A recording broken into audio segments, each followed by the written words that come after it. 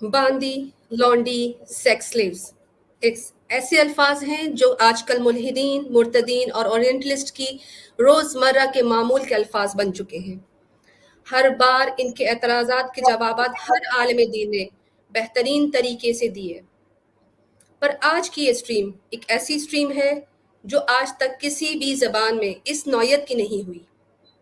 जहां आपको आज इस एक स्ट्रीम में इन तमाम एतराज़ात के जवाबात मिल जाएंगे, और इस स्ट्रीम के बाद अगर किसी भी जगह कोई भी मुल्हिद, मुर्तद या नॉन मुस्लिम स्लेवरी के इशू पर दोबारा सवाल करता नजर आए, तो आपने क्या करना है?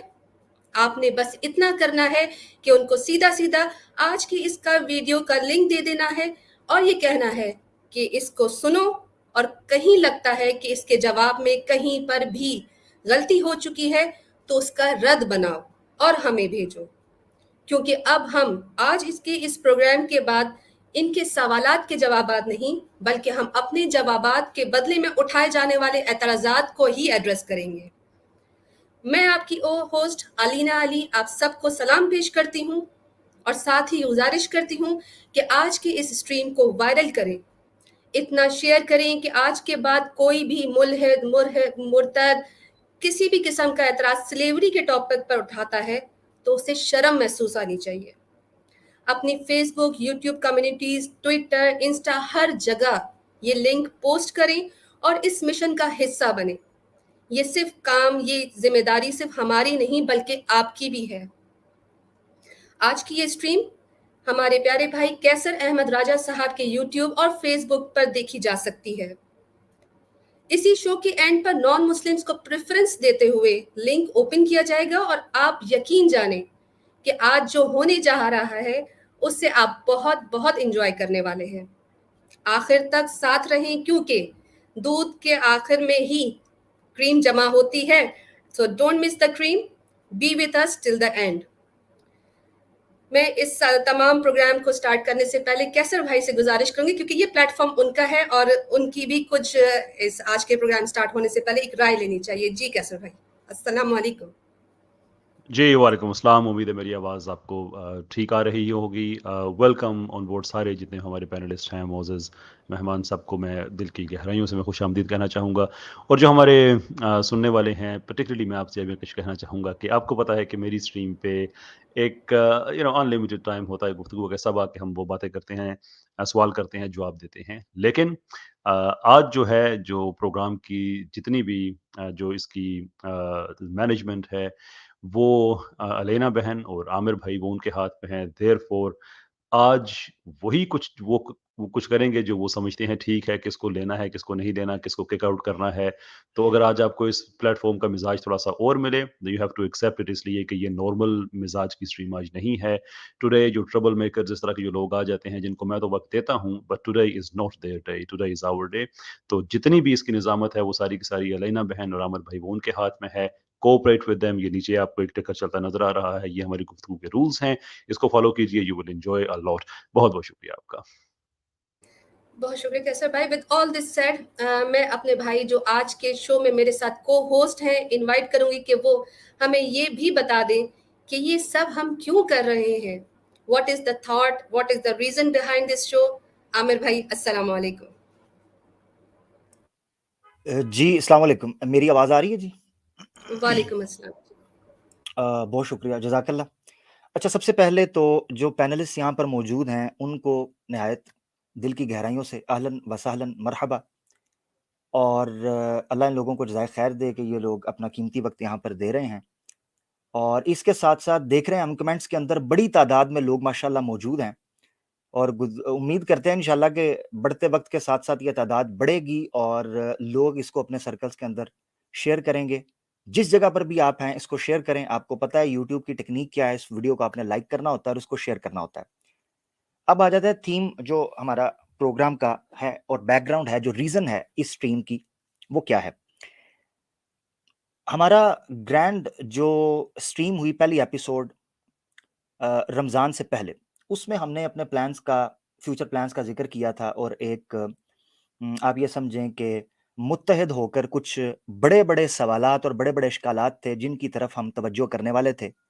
اور ان اعتراضات کو، ان اشکالات کو، ان ایلیگیشنز کو مرتدین کی طرف سے، ملحدین کی طرف سے، اور وہ سارا جو اکٹھا کرتے ہیں پورا کانٹینٹ اورینٹلسٹ کا، مستشرقین کا، ان کے ان بڑے بڑے اعتراضات، اور وہ اعتراضات جن کو یہ سمجھتے ہیں کہ مسلمانوں کو ہم یہ چیز بیان کریں گے تو مسلمان جو ہیں وہ شرمندہ اور ندامت کا شکار ہوتے ہیں، امبیرس فیل کرواتے ہیں، حالانکہ وہ ایسے مسائل تھے کہ اس وقت کے اندر اسلام نے جو ان کا طریقہ کار پیش کیا، جس طریقے سے اس کو ٹریٹ کیا، اس سے بہتر نہ کوئی طریقہ ہو سکتا تھا، نہ ہوگا۔ انشاءاللہ آپ کو سٹریم کے اختتام تک اس چیز کا اندازہ ہو جائے گا۔ ناؤ ہم نے جو آج کا موضوع رکھا ہے وہ ہے تو ایشو آف سلیوری اینڈ اسلام ہے، مگر اس میں ہم فوکس جن چیزوں پہ کرنے والے ہیں وہ آپ کو جاننا اس لیے ضروری ہیں کیونکہ آپ اس وقت جن لوگوں کو سوشل میڈیا کے اوپر سنتے ہیں، ان لوگوں کی طرف سے جو بڑے بڑے اعتراضات اور بڑے بڑے الزامات لگائے جاتے ہیں ان کو ایڈریس کرنا ضروری تھا۔ سلیوری کے موضوع پر جب کوئی بھی سٹریم آپ دیکھتے ہیں تو عمومی طور پر آپ کو اندازہ ہوتا ہے کہ شاید پری اسلامک سلیوری کی بات ہوگی یا ماڈرن ڈے سلیوری کی بات ہوگی، اس میں کوئی شک نہیں، اس موضوع کا یہ بنیادی حصہ ہیں۔ مگر آج جو ہمارے پروگرام کا تھیم ہے، جو اس کا مرکز ہے، جس کے گرد یہ پروگرام گھومے گا، اس کا مقصد صرف اور صرف یہ ہے کہ اسلام پر جو اعتراضات سلیوری کے تناظر میں اٹھائے جاتے ہیں، نبی پاک صلی اللہ تعالیٰ علیہ وسلم کی ذات پر جو اعتراضات اٹھائے جاتے ہیں، پھر اسلامی نظام کے اوپر جو اعتراضات اٹھائے جاتے ہیں، اسلامی قوانین کے اوپر سلیوری کے تعلق سے جتنے الزامات اٹھائے جاتے ہیں، ان کو آج ہم کور کرنے کی کوشش کریں گے۔ یہ ہمارا آغاز تو ہے مگر یہ ہمارا اختتام نہیں، اور اس سے آگے پروگرامز بھی بڑے اس حوالے سے آپ کے پاس آتے جائیں گے۔ تو آج کا پروگرام فوکس ہوگا ان صرف اعتراضات کے اوپر جو نبی پاک صلی اللہ علیہ وسلم، اسلام، قوانین جو اسلام کے ہیں، سلیوری کے تناظر میں جو اٹھائے جاتے ہیں۔ تو اس چیز کو فوکس رکھیے گا، یہ ادھر ادھر کی باتیں نہیں ہوں گی اور اسی پر سوالات ہوں گے۔ بہت شکریہ۔ بہت شکریہ عامر بھائی، دیٹ واز ونڈرفل۔ اور اس کے ساتھ ہی اب میں مفتی یاسر ندیم الوجدی صاحب سے ایک سوال پہلے ہی رکھنا چاہتی ہوں تاکہ آگے چلتے ذہن میں کوئی ڈاؤٹس نہ آئیں۔ اور میرا سوال کچھ مفتی صاحب سے یوں ہے کہ مفتی صاحب، اسلام میں علم حاصل کرنے کے کیا اوتھینٹک سورسز ہیں، کیا معیار ہیں ہونے چاہیے، اور کیا اسٹینڈرڈ ہیں؟ آج کل تو جن کو عربک کا الف با تا نہیں آتا وہ بھی حدیثیں کوٹ کرتے نظر آتے ہیں اور ایسی تشریحاں پیش کرتے ہیں جن سے قرآن اور حدیث میں بتائی گئی بات کا چہرہ بگڑ جاتا ہے۔ کیا معیار ہونا چاہیے کہ ایک اعتراض کرنے والے کا کہاں سے اوتھینٹک سورسز ہوں گی؟ کیا طریقہ ہے اسلامی تعلیمات کو یا نالج کو حاصل کرنے کا؟ السلام علیکم مفتی صاحب۔ وعلیکم السلام ورحمۃ اللہ۔ بہت بہت شکریہ، آپ حضرات نے آج مجھے یاد کیا۔ اچھا، آج اتفاق یہ ہے کہ کچھ ملحدوں کی شاید بد دعا لگ رہی ہے میرے انٹرنیٹ کو، تو اگر ویڈیو میں لیگنگ ہو تو میں انشاءاللہ ویڈیو بند کر دوں گا، آپ مجھے بتا دیجیے گا۔ مفتی صاحب ابھی تو بالکل ٹھیک چل رہا ہے، بسم اللہ۔ ٹھیک ہے۔ یہ جو آپ نے سوال کیا، یہ بہت اہم سوال کیا ہے، اور آج کی اسٹریم کی یہ بنیاد اور مقدمہ ہونے جا رہا ہے، اور میں یہ سمجھتا ہوں کہ اگر اس چیز کو سامنے رکھا جائے تو بہت سارے مسائل خود بخود حل ہو جائیں گے۔ میرے جتنے بھی مسلمان بھائی اس چیز کو، اس اسٹریم کو دیکھ رہے ہیں یا آگے دیکھیں گے، سنیں گے، وہ اس چیز کو ضرور ذہن میں رکھیں جو باتیں میں انشاءاللہ آگے چند منٹ میں کہنے جا رہا ہوں۔ اور اگر ملحدین اور مرتدین ذرا بھی ایماندار ہیں تو وہ بھی انشاءاللہ ان چیزوں کو ذہن میں رکھیں گے۔ اور ان پوائنٹس کو اٹھانے کی وجہ بہرحال علمی تو ہے ہی، لیکن ایک ٹریگرنگ پوائنٹ بھی ہے، اور وہ یہ ہے کہ کل ایک اسٹریم ہوئی ہے، اسٹریم نہیں بلکہ انڈیا ٹی وی کے اوپر ایک پروگرام آیا ہے اور اس کو کافی لوگوں نے دیکھا ہے۔ تو اس میں ساحل نامی جو مرتد ہیں، جن کا اصلی نام نثار شیخ ہے، انہوں نے جزیے کے تعلق سے اس کو ڈیفائن کرتے ہوئے ایک کتاب کا حوالہ دیا جس کا نام تھا تبیان القرآن۔ یہ تفسیر کی کتاب ہے، اور اس کے مصنف، اب کون سی تبیان القرآن تھی یہ تو میں نہیں کہہ سکتا، لیکن اردو میں ایک کتاب تبیان القرآن کے نام سے غلام رسول سعیدی صاحب کی ہے، اور ایک کتاب زہیب حسن عطاری کی ہے۔ تو انہوں نے اس ایک تفسیری کتاب کا حوالہ دیا، لیکن اس موضوع کے اوپر جو صحیح احادیث ہیں اس کو چھیڑنا انہوں نے مناسب نہیں سمجھا، یا تو وہ واقف نہیں تھے یا واقف تھے، لیکن چونکہ ایک خاص ایجنڈے اور مقصد سے گئے تھے تو اس لیے ظاہر ہے کہ ان کو وہ بات کرنی تھی کہ جس سے مسلمان برے نظر آئیں۔ نبی کریم صلی اللہ علیہ وسلم کا ارشاد ہے کہ لہم ما للمسلمین وعلیہم ما علی المسلمین، کہ ذمیوں کی وہی تمام ذمہ داریاں ہیں جو مسلمانوں کی ہیں، اور وہی تمام حقوق ہیں جو مسلمانوں کے ہیں۔ اس حدیث کو وہ کھا گئے۔ یہ جو مثال میں نے دی ہے اس کا سلیوری سے کوئی تعلق نہیں ہے، لیکن یہ دراصل مرتدین اور ملحدین کی ایک خاص ٹیکٹک ہوتی ہے کہ وہ اپنے مطلب کی بات کہیں سے کٹ اینڈ پیسٹ کرتے ہیں، سیاق و سباق سے کاٹ کر پیش کرتے ہیں، اور اس کے بعد پھر وہ لوگوں کو اور خصوصاً مسلمانوں کو یہ گمراہ کر کے بتانے کی کوشش کرتے ہیں کہ بھئی یہ تو آپ کی کتابوں میں لکھا ہوا ہے، یہ تو کلاسیکل کتابوں میں لکھا ہوا ہے۔ میں اصل میں اسی کے تعلق سے جو اسلامک ایپسٹیمولوجی ہے اس کے کیا اصول و ضوابط ہیں، میں اس کے اوپر روشنی ڈالنا چاہوں گا۔ آپ دیکھیں گے بہت سے مرتدین کو، ملحدین کو، کہ رسول اللہ صلی اللہ علیہ وسلم کی شخصیت کو داغدار کرنے کے لیے وہ کبھی تاریخ طبری کا حوالہ دیں گے، کبھی طبقات ابن سعد کا حوالہ دیں گے، سیرت ابن ہشام کا دیں گے، فتوح البلدان کا دیں گے۔ یہ ساری تاریخی کتابیں ہیں جن کا وہ حوالہ دیتے ہیں، اور یہ کہتے ہیں کہ بھئی یہ کتابیں ہم نے تو نہیں لکھی، یہ کتابیں تو آپ ہی کے لوگوں نے لکھی ہیں، جب یہ باتیں اس میں موجود ہیں تو ہم تو انہی کتابوں کا حوالہ دیں گے۔ اور وہ جو اصول ہمارے لوگوں نے، یعنی جن لوگوں نے کتابیں لکھی ہیں انہوں نے اصول بھی سیٹ کر دیے ہیں، ان اصول کو وہ مسترد کر دیتے ہیں، یا وہ اصول سے واقفیت نہیں ہوتی، جہالت ہوتی ہے، اس لیے وہ اس طرح کی بے سر و پیر کی بات کرتے ہیں۔ پہلا اصول یاد رکھنا چاہیے، سب سے پہلا اصول، کہ اسلام کی جو بنیاد ہے وہ قرآن کریم ہے۔ قرآن کریم سے کوئی روایت بھی اگر ٹکرائے، خواہ وہ سند کے اعتبار سے، اپنی چین آف ٹرانسمیشن کے اعتبار سے وہ آتھنٹک ہی کیوں نہ ہو، اگر وہ قرآن کریم سے کلیئرلی ٹکرائے گی تو اس روایت کو مسترد کر دیا جائے گا۔ 1 منٹ کا وقفہ نہیں لگایا جائے گا یہ سوچنے کے لیے کہ اس روایت کا کیا کریں، چاہے اس کی سند کتنی ہی صحیح کیوں نہ ہو۔ میں اس کی ایک مثال دینا چاہوں گا۔ امام بخاری نے اپنی صحیح میں ایک روایت ذکر کی ہے، حضرت عائشہ رضی اللہ عنہا کی ایک طویل روایت ہے، لیکن اس کے بیچ میں امام زہری جو کہ ایک بہت مشہور محدث ہیں اور قابل اعتماد محدث ہیں، ان کا ایک ٹکڑا آ گیا ہے، ان کے ایک جملہ آ گیا ہے۔ وہ یہ کہتے ہیں کہ جب رسول اللہ صلی اللہ علیہ وسلم کے پاس وحی آنا بند ہو گئی کچھ عرصے کے لیے، تو آپ صلی اللہ علیہ وسلم اس قدر ڈپریشن کا شکار ہو گئے کہ کئی مرتبہ آپ یہ سوچتے تھے کہ اپنی جان لے لیں۔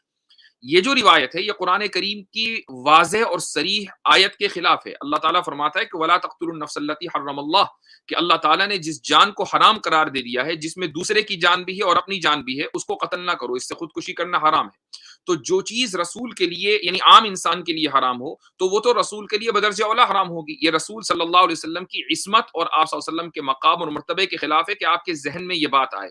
یہی وجہ ہے کہ امت نے اس روایت کو مسترد کر دیا، چاہے یہ روایت صحیح بخاری میں ہی کیوں نہ ہو۔ تو اس سے ثابت ہوا کہ قرآن کریم اسٹینڈرڈ ہے۔ اگر کوئی روایت صحیح بخاری کی ہو، صحیح مسلم کی ہو، یا صحیح سند ہو کسی اور دوسری کتاب میں ہو، اگر وہ قرآن کریم سے ٹکراتی ہے تو اس روایت کو مسترد کر دیا جائے گا۔ ایسی روایت کو اصول حدیث میں معلل کہا جاتا ہے۔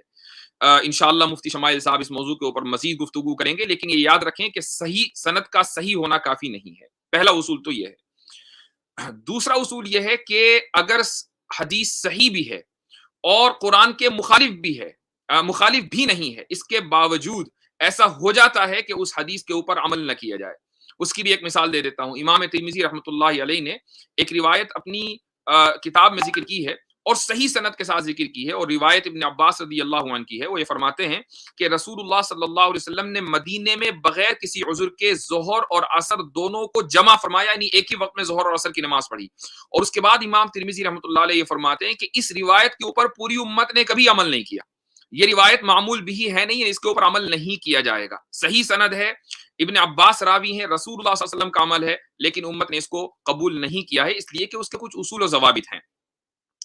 اسی طریقے سے جو ضعیف حدیث ہیں، اور ضعیف حدیث آپ کو تاریخی روایتوں میں بہت مل جائیں گی، تو ضعیف حدیثوں کے اوپر عمل کرنے کا جو اصول ہے وہ یہ ہے کہ وہ ضعیف حدیث اگر مثلا اسلامی عقائد کے خلاف ہے تو اس کو فوری طور پر مسترد کر دیا جائے گا، بلکہ اس کو موضوع مان لیا جائے گا، فیبریکیٹڈ مانا جائے گا۔ مثال کے طور پر اس حدیث سے اللہ تعالیٰ کی صفات کا انکار لازم آتا ہو، یا اس حدیث سے مثلا رسول اللہ صلی اللہ علیہ وسلم کے مقام و مرتبے، آپ کی ریپیوٹیشن اور آپ کا جو عصمت ہے، یعنی آپ کا معصوم عن الخطا ہونا، غلطی سے پاک ہونا، اگر اس کے اوپر حرف آتا ہے تو اس ضعیف حدیث کو دیوار کے اوپر مارا جائے گا، اس کے اوپر عمل نہیں کیا جائے گا۔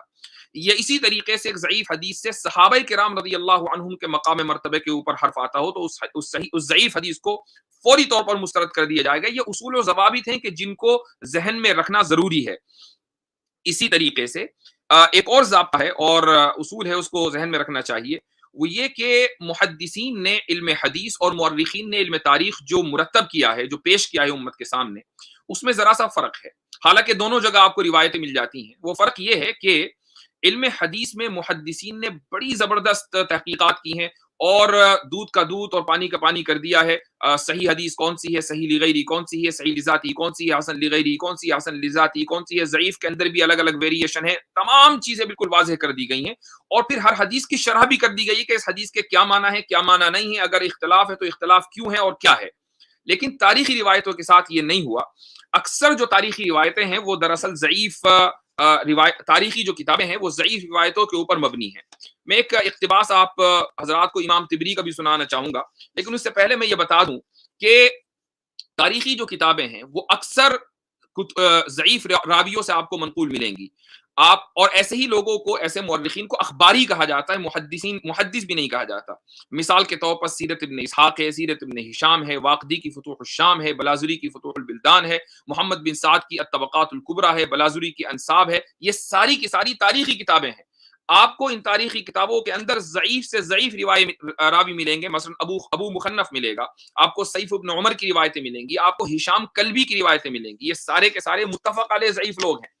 تاریخ طبری جس کو سب سے زیادہ ریفرنس پوائنٹ بنا کر پیش کیا جاتا ہے, میں اس تاریخ طبری کے مقدمے کا, جس میں امام طبری خود اپنی بات کہہ رہے ہیں, وہ اقتباس آپ حضرات کو پڑھ کر سنانا چاہتا ہوں. وہ یہ کہتے ہیں کہ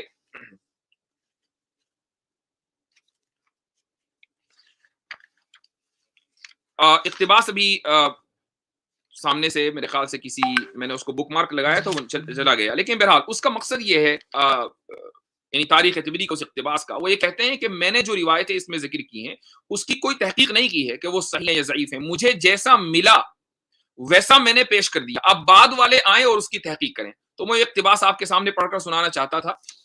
میرے سامنے ایک کتاب ہے تاریخ امت مسلمہ. یہ ہمارے ایک فاضل ہیں مولانا محمد اسماعیل ریحان صاحب, جامعۃ الرشید کراچی کے استاد ہیں. ان کی کتاب, یہ بڑی وقی کتاب ہے تاریخ کے اوپر.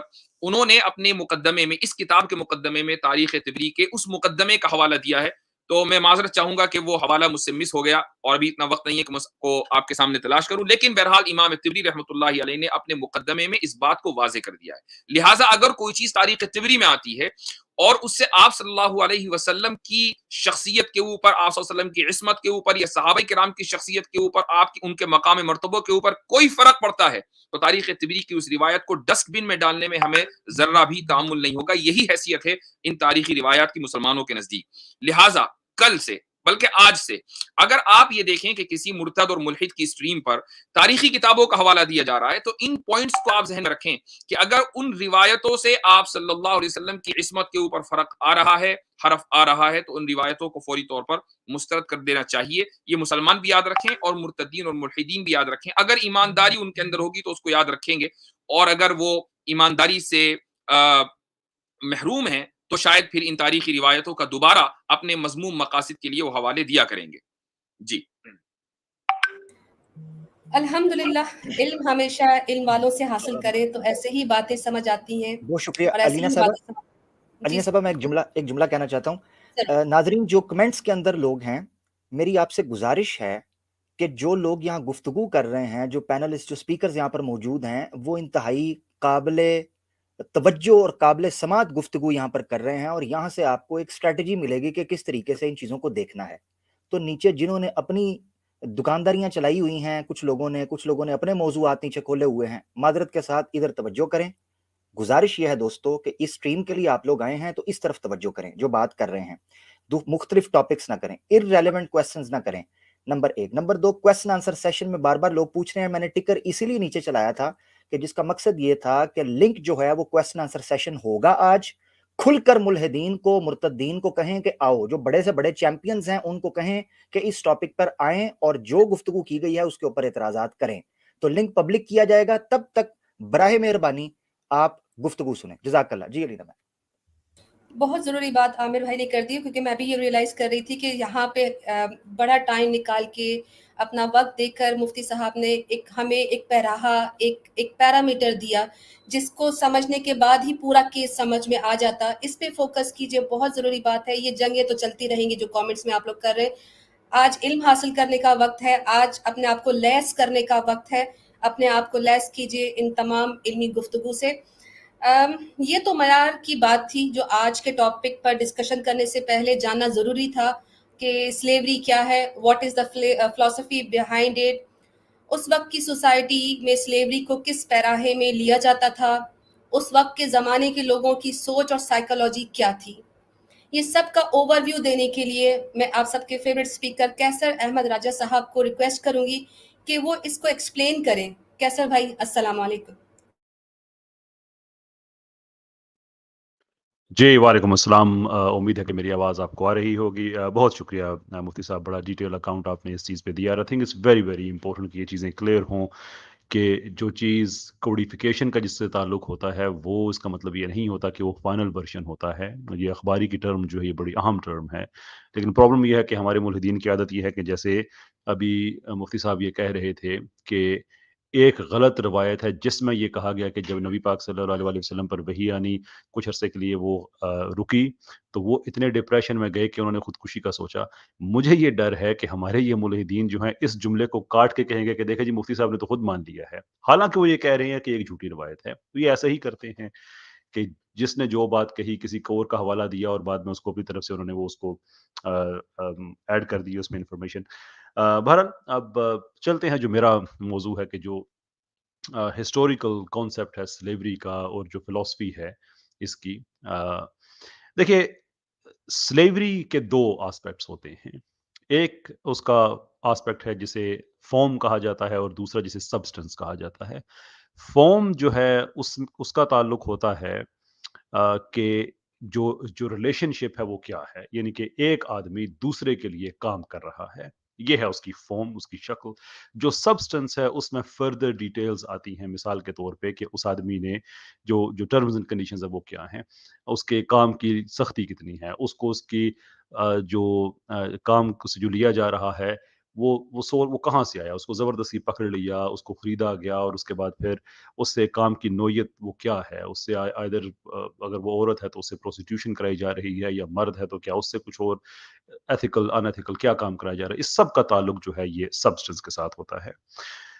ایشو یہ ہے کہ جو سلیوری کا کانسیپٹ ہے جہاں تک اس کی فارم کا تعلق ہے یہ دنیا میں کبھی ختم ہوا ہے نہ ہی یہ کبھی ختم ہوگا. It is simply impossible.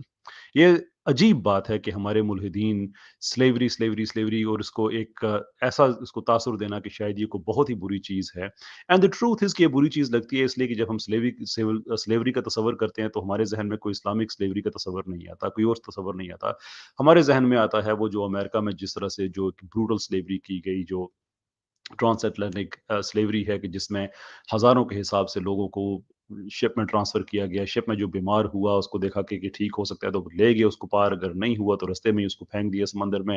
اور جس طرح سے ہم دیکھتے ہیں کہ پلانٹیشنز میں جس طرح سے لوگوں پہ ظلم و ستم ہوتے، اس طرح کا ایک بھیانک تصور جب سامنے آتا ہے تو obviously یہ لگتا ہے کہ سلیوری بڑی بری چیز ہے. And we absolutely confirm and affirm کہ وہ جو فارم ہے سلیوری کی اس پہ ہم بھی لعنت بھیجتے ہیں، ہم بھی اس سلیوری کو نہیں ٹھیک سمجھتے. لیکن ایک انسان کا دوسرے انسان کے لیے کام کرنا that has nothing to do with جو کانسیپٹ یہ اسلام کا پیش کر رہے ہیں. یہی وجہ ہے کہ فار ایگزامپل ابراہم لنکن کی ہم بات کرتے ہیں کہ اس کے بھی جو ایمانسپیشن ہے اس کے حوالے سے بڑی خدمات ہیں سلیوری کے خلاف، اس نے بڑا کام کیا. فیئر انف، وہ ساری باتیں اپنی جگہ پہ ٹھیک ہیں. لیکن واٹ از دا ریزن کہ ابراہم لنکن اپنے بارے میں خود کہتے ہیں کہ میں بھی ایک سابق سلیو ہوں، میں بھی ایک سلیو ہوں. What is the reason? Reason یہ ہے کہ وہ خود اپنے جو 20-21 سال تک کی ان کی عمر تھی تو اس سے پہلے وہ خود چھوٹے موٹے کام ان کی فیملی ان کو بھیجا کرتی تھی آگے پیچھے کرنے کے لیے، اور مختلف جو ہے سورسز کے کس دن انہیں کتنے پیسے ملتے تھے، تقریباً 10 سینٹ سے لے کر 30-31 سینٹس پر ڈے کے حساب سے ان کو یہ تنخواہ دی جاتی تھی، جس کا انہوں نے یہ لیبل لگایا کہ یہ سلیوری ہے. اور 19ویں صدی میں ایون جو آج پرپوننٹس ہیں اس آئیڈیا کے، وہ 19ویں صدی کے ریفرنس دے کے بتاتے ہیں کہ جو موجودہ دور کی امپلائمنٹ ہے یہ بنیادی طور پہ ویج سلیوری ہے یا رینٹڈ سلیوری ہے. کیونکہ سلیوری میں اصل پرابلم یہ ہے کہ آپ کسی انسان کو خریدتے ہیں. تو what is the difference between کہ آپ نے کسی انسان کو پرماننٹلی خرید لیا ہے یا آپ نے اس کو ویج کے بدلے خرید لیا ہے. دیر از نو ڈفرنس. اگر آپ یہ سمجھتے ہیں کہ یہ واقعی بری چیز ہے تو اس کا ایک الٹرنیٹیو ہے جسے کہا جاتا ہے کمیونزم. اور کمیونزم دنیا میں جہاں بھی اپلائی کیا گیا اس نے سوائے تباہی کے اور کچھ نہیں دیا. یہ جو میں ملحدین کے قتل کے ویڈیوز بناتا ہوں کہ کتنے بڑے پیمانے پہ انہوں نے قتل کیے ہیں، اس میں اکثریت وہ ملحدین تو تھے ہی تھے، وہ کمیونسٹ، وہ لیفٹسٹ، ایکسٹریم لیفٹسٹ تھے جنہوں نے قتل و خون کیا ہے، جنہوں نے غربت کی پھیلائی ہے. ان کی اس آئیڈیالوجی کی وجہ سے کہ یہ جو آئیڈیا ہے کہ آپ کے پاس زمین ہے اور آپ کے پاس زمین پہ کام کرنے والے لوگ ہیں، اس کو بین کرنے سے یوکرین میں 35 لاکھ لوگ اپنی جانوں سے گئے۔ یہ جو فارم ہے جو سلیوری کی ہے، جو امپلائمنٹ کی ہے، جس کو آپ سمجھتے ہیں کہ یہ ساری غلط ہے، آپ اس کا حصہ ہیں۔ آپ بھی کنڈیم کریں گے ان لوگوں کو جنہوں نے 35 لاکھ لوگوں کی موت کا سبب بنے، کیونکہ وہاں پہ بھی یہ ویج سلیوری، یہ رینٹڈ سلیوری چل رہی تھی۔ بڑا عجیب لگتا ہے کہ آج ایک ملحد ہے جس کی کوئی دکان ہے، جس کی کوئی فیکٹری ہے یا کوئی ایسی کیپیسٹی ہے جس میں اس نے پاس وہ لوگوں کو غلام رکھا ہوا ہے ویجز کے بدلے، going by the definitions of نوم چومسکی۔ اور یہ میری ویج سلیوری میری ڈیفینیشن نہیں ہے، یہ نوم چومسکی کی ہے، یہ ابراہم لنکن کی ہے، یہ ان بڑے بڑے دماغوں کی ہے۔ اور آپ خود اپنے غلام رکھے ہوئے ہیں اور آپ کہنے کہ نہیں، غلامی بذات خود بری چیز ہے۔ دیکھیں، ہم غلامی کے تصور کو ہم نہیں کہتے کہ یہ بذات خود برا ہے، جو اس کی فارم ہے وہ کبھی چینج نہیں ہوگی۔ اسلام کا کیس اس کے سبسٹنس پہ ہے کہ ایک غلام کے ساتھ آپ کا سلوک کیا ہوگا۔ میں پروفیشنل ٹرینر ہوں، میں بھی ڈیلی بیسس پہ بھی میں چارج کرتا ہوں، پیکج بیس پہ چارج کرتا ہوں، دنیا بھر میں جاتا ہوں الحمدللہ ٹریننگز دینے کے لیے، تو میں بھی اپنے آپ کو بیچ رہا ہوتا ہوں۔ somebody owns my services. That is how it goes. آپ کی بھی سروسز اگر آپ نے خود اپنا امپلائیز نہیں رکھے ہوئے لیکن آپ خود کسی کے امپلائی ہیں تو اس اسٹیٹ میں آپ بھی غلام ہیں۔ So form is not the problem, issue ہے سبسٹنس کا۔ اب سوال یہ ہے کہ اسلام کا سبسٹنس کیا ہے جو غلام کا ہے؟ اسلام میں سبسٹنس یہ ہے کہ جو آپ کھائیں گے وہ آپ اسے کھلائیں گے، جو آپ پہنیں گے وہ آپ اسے پہننے کے لیے دیں گے، اس کی رہائش ڈیسنٹ ہونی چاہیے، وہ آپ کو چھوڑ کے جانا چاہتا ہے وہ آپ کو چھوڑ کے جا سکتا ہے، کوئی ایشو نہیں ہے اس میں، آپ اس پہ ظلم نہیں کر سکتے۔ آپ پبلکلی اگر آپ اس کو انسلٹ کریں گے تو وہی پبلکلی آپ کو وہی انسلٹ ملے گی۔ صحابی کا ذکر ہے جنہوں نے بازار میں اپنے غلام کو کان پکڑ کے کھڑا کر دیا، جناب رسالت میں آپ صلی اللہ علیہ وسلم وہاں پہ گئے اور پوچھا کہ یہ کیا ہو رہا ہے، تو انہوں نے بتایا کہ مجھے سزا ملی۔ انہوں نے کہا بلاؤ اس کو، اور وہیں پہ کان پکڑ کھڑا کر دیا کہ یہ اللہ کی مخلوق ہے، تمہارے لیے کام کرتا ہے، تمہارا بھائی ہے، یہ تمہارا بھائی ہے، یہ اس طرح سے تم اسے بازاروں میں ذلیل کرو گے؟ وہی سزا اس کو دی گئی۔ یہ ہے وہ سبسٹنس جو اسلام نے چینج کیا۔ اب یہاں پہ ایک اہم سوال ہے اور اس پہ میں اپنی بات کو ختم کروں گا اس کو ایڈریس کرتے ہوئے کہ کیا اسلام نے یہ جو روایتی سلیوری ہے جس میں لوگوں کو پکڑ کے سلیو بنا لو، ان کی عورتوں کو پکڑ لو اور یہ اسلام نے کنڈون کیا ہے؟ آنسر از نو۔ 3-4 طریقے اسلام سے پہلے سلیوری کے موجود تھے، سب کے سب اسلام نے ختم کرنے کا اعلان کیا، سارے کے سارے۔ لیکن ایک ایسا ہے جس کو اسلام نے دوبارہ سے انیکٹ کیا، اور وہ ہے جو جنگی قیدی ہیں، کیونکہ اس کا کوئی سلوشن نہیں ہے۔ تو اب یہ دیکھیں کہ اس سسٹم میں پہلے تو جو انفلکس ہے، جو طریقہ تھا کہ کسی کو زبردستی پکڑ کے غلام بنا لو، کسی کا قرضہ ہے اس کو غلام بنا لو، کسی کا یہ کسی کا وہ سارے کا سارا ختم کیا کہ اس سسٹم میں نئے لوگ غلامی کے طور پہ آنا بند ہو جائیں۔ صرف ایک رستہ رہ گیا، وہ جو اسیران جنگ ہیں ان کا۔ تو اب جو سسٹم کے اندر موجود ہیں ان کو آہستہ آہستہ اسلام نے ایک فریم ورک دیا کہ اس کو ہم اس طرح سے ختم کریں گے۔ گناہ کیا ہے تو غلام کو آزاد کر دو، کسی نے کوئی اور مسئلہ ہے ایسا جس نے اس کا کفارہ دینا ہے، بھائی غلام کو آزاد کر دو، پروگریسولی ان لوگوں کو آزاد کرو۔ آپ پوچھ سکتے ہیں کہ اسلام نے یہ کیوں نہیں کہا کہ ایک دن سارے آزاد؟ And the answer is simple. ایک تو یہ ہے کہ لگے سسٹم میں جو اسلام کا مزاج ہے کہ 23 سال میں یہ واقعہ بواقعہ آیت بآیت یہ نازل ہوا، سورت بسورت نازل ہوا، تو اس نے پروگریسولی ہی چیزوں کو ختم کیا۔ غلامی کو بھی پروگریسولی ہی اس کو اس اینڈ تک کی طرف لے کے جایا گیا۔ اگر آپ ایک دن میں کہہ دیں کہ سارے کے سارے سلیب ختم، اس کے دو نقصان ہیں۔ ایک تو ساری کی ساری سوسائٹی اسی دن کولیپس کر جائے گی، اور دوسرا یہ سارے کے سارے غلام کہاں پہ جائیں گے؟ ابھی تو ان کے پاس گھر ہے، رہائش ہے، کھانا پینا ہے، غلامی ختم ہوگی، یہ لوگ جائیں گے کہاں پہ؟ تو اس لیے ڈزنٹ میک اینی سینس کہ ان کو ایک دن ہی آپ ساری کے سارے ان کو کہیں گے آج وہ ختم، نہیں۔ ایک وقت میں ایک، 2 وقت میں 2، 3 اوقات میں 3، اس طرح سے ان کو پروگریسولی سسٹمز میں ادھر انٹیگریٹ کیا گیا یا ان کو فلٹر آؤٹ کیا گیا۔ مسئلہ ہمارے مولدین کا یہ ہے کہ وہ اسلام کے اس دور کی باتیں کہ جب اسلام اس فریم ورک کو امپلیمنٹ کر رہا تھا، اس دور کو وہ فائنل ورژن اسلام کا بنا کے دیتے ہیں۔ او دیکھو بنو مستلق میں ہوا تھا وہاں پہ اس زمانے میں اسلام پروگریسولی ان چیزوں کو کٹ آؤٹ کر رہا تھا۔ یہ بالکل ایسے ہی ہے کہ جیسے اسلام نے شراب کو پروگریسولی ختم کیا، تو ایک زمانہ تھا کہ صحابہ جو ہیں وہ مثال کے طور پہ شراب پی کے، ایک واقعہ بھی ہے حضرت حمزہ کا کوٹ کیا جاتا ہے کہ انہوں نے شراب پی کے حضرت علی کی اونٹنیاں جو ہیں وہ قتل کر دیں۔ اب اگر آپ کے لیے تو ایشو یہ نہیں ہے، اس لیے کہ شراب وغیرہ آپ کے ہاں جائز اور آپ کو پتا ہے اس کے بعد ہلڑ بازی سارا کچھ ہو جاتا ہے. اگر آج کی دنیا میں شراب حرام ہوتی اور آپ حضرت حمزہ کا یہ واقعہ پکڑ